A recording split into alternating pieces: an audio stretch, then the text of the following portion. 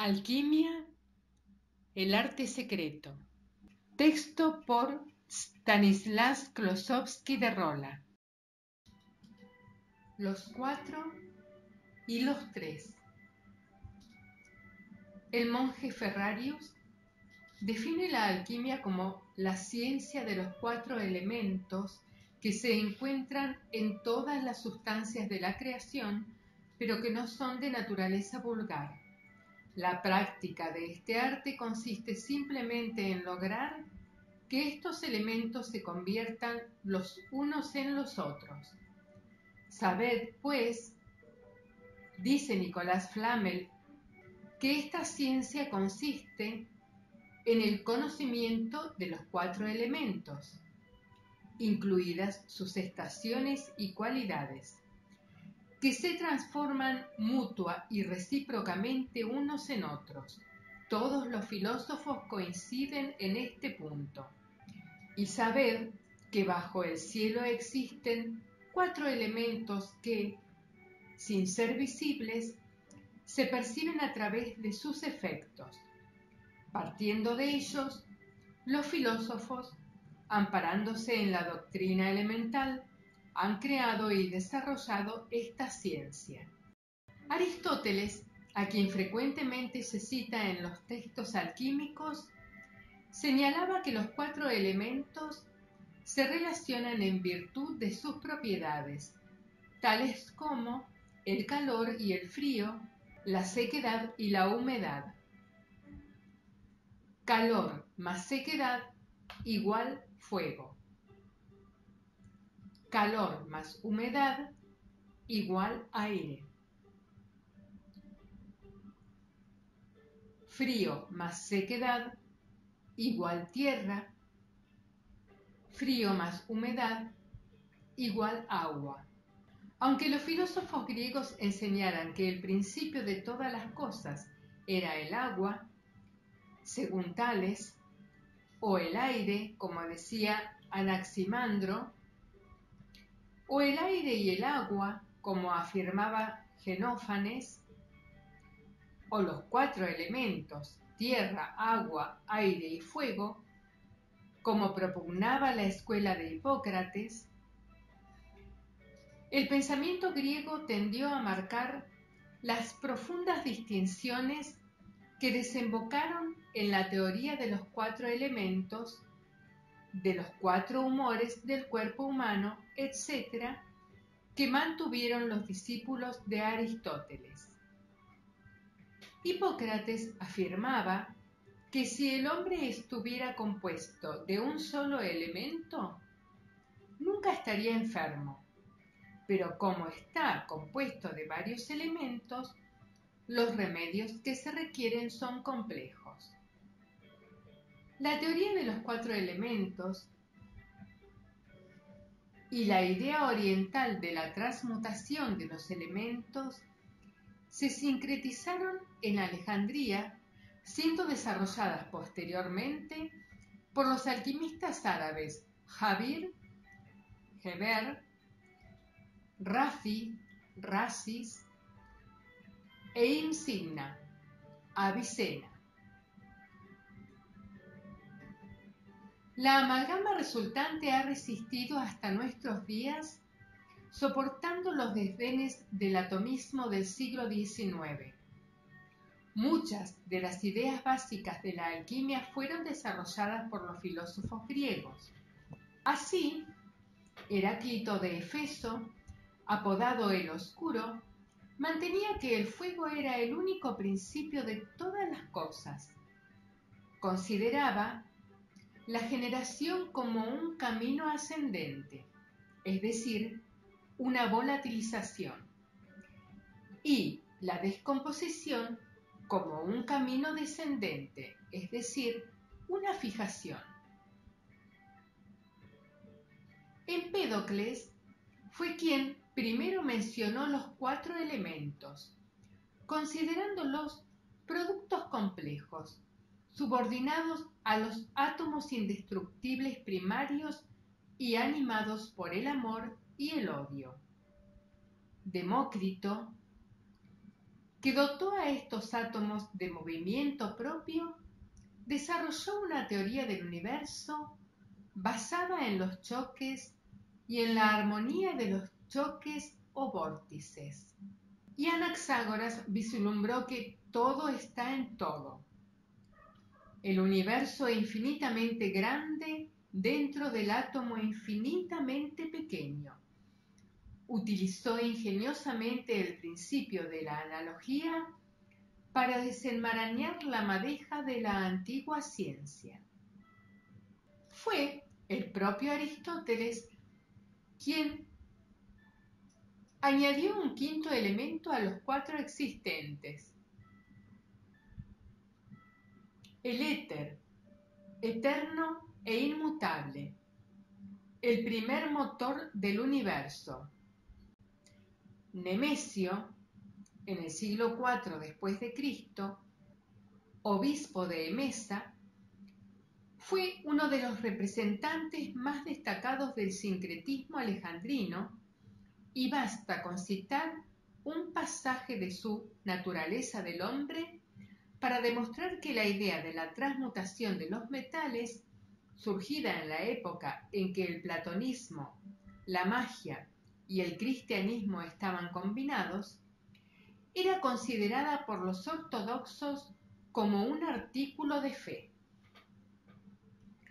A fin de evitar la destrucción de los elementos, el Creador sabiamente ha ordenado que dichos elementos tengan la capacidad de transmutarse unos en otros o en sus partes componentes, y que las partes componentes se descompongan a su vez en sus elementos originales.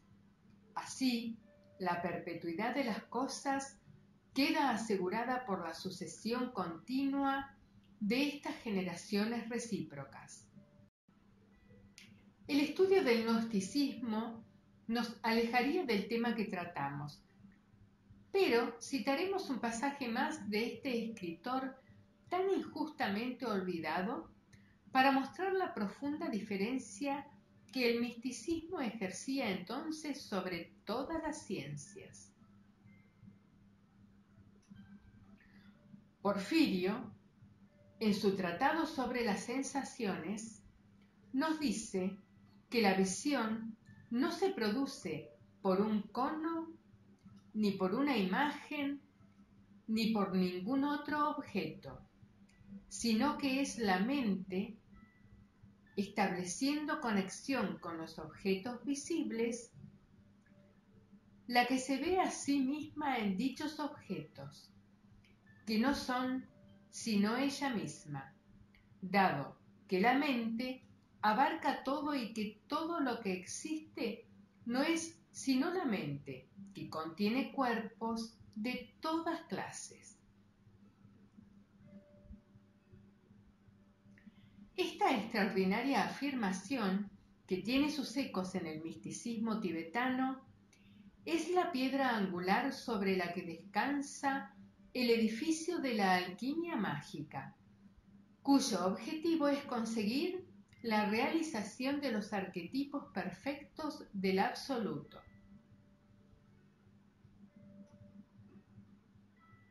A pesar de tanta evidencia, hay todavía quienes niegan que existan conexiones entre la alquimia y las doctrinas esotéricas orientales. En relación con esto, podemos afirmar que la palabra tantra se ha utilizado a veces erróneamente. Asimismo, resulta impreciso definir la alquimia simplemente como tantrismo occidental. Existe indudablemente la alquimia hindú, rasayana, y además muchos conceptos tántricos tibetanos guardan estrecha relación con el taoísmo esotérico, y el taoísmo, a su vez, no se puede separar de la alquimia china. Así pues, aunque se debe proceder con cautela, quienes dispongan de una mente abierta sacarán un cierto provecho a la hora de estudiar las analogías que existen entre la alquimia y los tantras, tanto hindúes como budistas. Albert Poisson, en un interesante trabajo titulado Teoría y símbolo de los alquimistas, de París, 1891, concluye su estudio sobre los 4 elementos con la siguiente tabla, que muestra las correspondencias existentes entre la materia prima, los 3 principios del arte y los 4 elementos. Materia prima única e indestructible. Principio fijo, azufre. Comprende a los elementos tierra, que es visible, de estado sólido, y el elemento fuego, que es oculto, de estado sutil. Principio sal. Comprende el elemento de la quinta esencia, estado comparable al éter de los físicos. Principio volátil mercurio. Incluye los elementos agua, que es visible, pero de estado líquido, y el elemento aire, que es oculto, de estado gaseoso.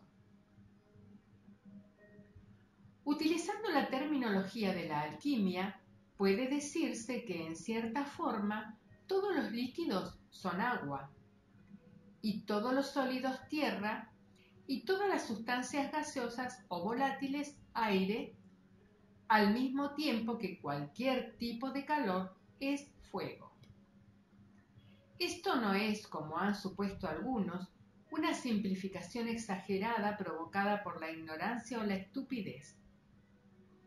Una actitud tan desdeñosa pone de manifiesto una vez más que se han interpretado muy literalmente los términos aquí empleados, a pesar de todas las advertencias, como por ejemplo aquella de Ferrarius, que dijo: no de una naturaleza vulgar. Algún día quedará patente que los antiguos alquimistas poseían un conocimiento de la estructura de la materia y sus propiedades mucho más sutil que el de quienes hoy en día se dedican a machacar átomos. Dejaremos los 4 y pasaremos a considerar los 3. Como hemos visto en la tabla de Poisson, el caos, o materia prima, contiene los 3 principios sin realizar o potencialidades de la gran obra: azufre, sal y mercurio. Esta trinidad de la materia se corresponde con el espíritu,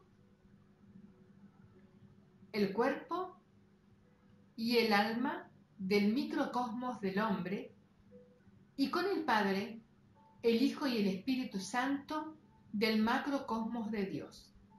Si el lector prefiere evitar los términos cristianos, puede reemplazarlos por otros, tales como principio no manifestado o vacío sin forma, denominado sunyata en sánscrito, creación manifiesta o realidad o mundo sensible, que recibe el nombre maya en sánscrito, y por el término sánscrito prana, que hace referencia a esa energía vital, sutil y misteriosa que sostiene a todo lo que vive. En las 3 regiones, los 3 principios, la Trinidad, son 3 aspectos de una misma cosa, la unidad.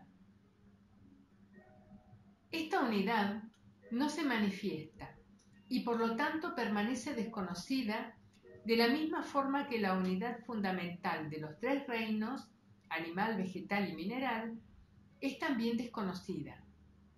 La gran obra consiste en la manifestación de esta unidad fundamental de los 3 reinos dentro de los 3 reinos. Consiste en dar a conocer o hacer visible lo que está oculto y es sutil e invisible, y en hacer oculto, sutil e invisible, lo que se conoce y es visible.